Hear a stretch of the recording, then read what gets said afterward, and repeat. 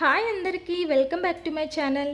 ఈరోజు వీడియోలో స్టవ్తో పని లేకుండా ఎండు కొబ్బరితో ఒక సింపుల్ అండ్ టేస్టీ కారపొడిని చూపించబోతున్నాను. ఈ కొబ్బరి కారం రైస్లోకి, ఇడ్లీ దోశలోకి, అలానే ఏమైనా వేపుడవి చేసుకుంటాం కదా, అందులో వేసుకుంటే కూడా చాలా బాగుంటుంది. అది కూడా తక్కువ ఇంగ్రీడియంట్స్తోనే చేసేసుకోవచ్చు. మరి లాస్ట్ వరకు వీడియోని స్కిప్ చేయకుండా చూసేయండి. అలానే మన ఛానల్ని ఫస్ట్ టైం చూస్తున్నట్లయితే సబ్స్క్రైబ్ చేసుకోండి. ఇంకా లేట్ చేయకుండా రెసిపీ స్టార్ట్ చేసేద్దామా.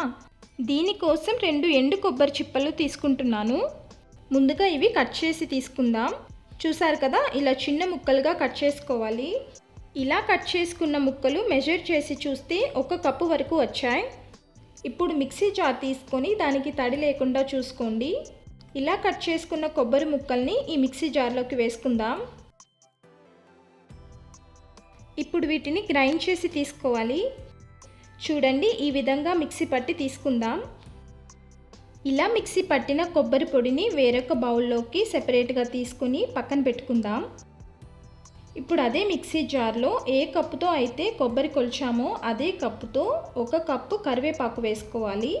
కరివేపాకును ముందుగానే కడిగి తడి లేకుండా ఆరిన తర్వాత మాత్రమే ఇందులోకి వేసుకోండి. ఇప్పుడు అదే మిక్సీ జార్లోకి 1 కప్పు కొబ్బరికి 1 కప్పు కారం వేసుకుందాం. అలానే 1 టేబుల్ స్పూన్ జీలకర్ర, రుచికి సరిపడా సాల్ట్ని కూడా వేసుకోవాలి. నేను ఇక్కడ 1/2 కప్కి కొద్దిగా తక్కువే వేసుకుంటున్నాను. ఇప్పుడు వీటన్నిటిని కలిపి మిక్సీ పట్టి తీసుకుందాం. చూసారు కదా, అన్నీ కలిసేలా ఈ విధంగా మిక్సీ పట్టిన తర్వాత ఫైనల్గా 1/2 కప్పు వెల్లుల్లి రెబ్బల్ని పొట్టుతో పాటే వేసుకోవాలి.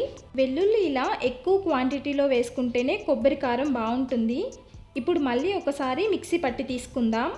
చూడండి, వెల్లుల్లి కూడా బాగా కలిసిపోయింది. ఇప్పుడు ఒక మిక్సింగ్ బౌల్లోకి మనం ముందుగా మిక్సీ పట్టిన కొబ్బరి పొడిని వేసుకోవాలి. అలానే ఇప్పుడు గ్రైండ్ చేసుకున్న కారాన్ని కూడా ఇందులోకి ట్రాన్స్ఫర్ చేసుకుందాం. ఇంకా అంతా ఇలా కలిసేలా బాగా మిక్స్ చేసుకోవాలి. లేదంటే ఇదంతా మిక్సీ జార్లోకి వేసుకొని ఒక పల్స్ ఇచ్చి ఆఫ్ చేసుకుంటే కూడా అంతా మిక్స్ అయిపోతుంది. అంతేనండి, మన ఎండు కొబ్బరి కారం ఈజీగా రెడీ అయిపోయింది. దీన్ని ఒక ఎయిర్ టైట్ కంటైనర్లోకి వేసుకుంటే 6 నెలల పైనే ఫ్రెష్గా ఉంటుంది.